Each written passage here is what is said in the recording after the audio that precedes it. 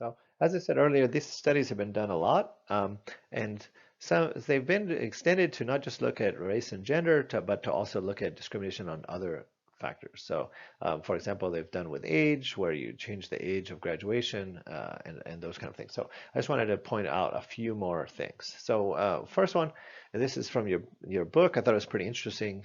They use PTA participation to signal parent status. Okay, so there's not normally a place in your resume that we would say that you're a parent, but by including PTA in the other activities or the clubs and organizations section, then you are signaling most likely that you are a parent. And they found that this signaling parental status had a negative effect on women, but no negative effect on men. So, for example, people who put this for women, mothers received half the callbacks of non-mothers, right?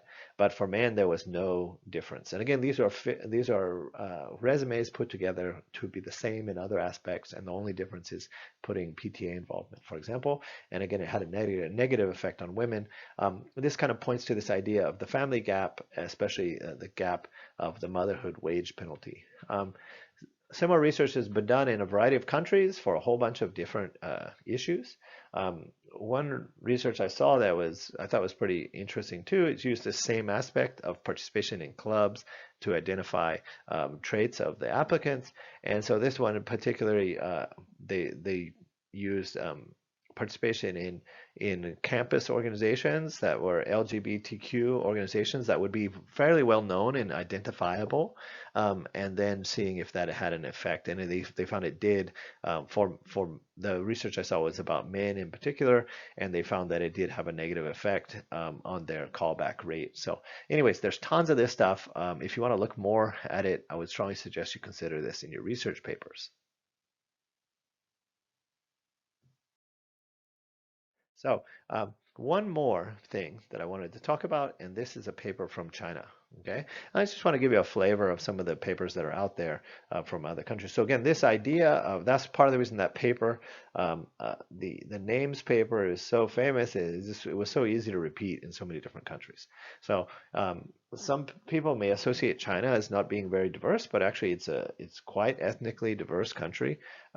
So the main group, the majority group, which is known as the Han, HAN, which is listed here, is a very big percentage of the total country, and so that is the population that many people would identify as being ethnically Chinese.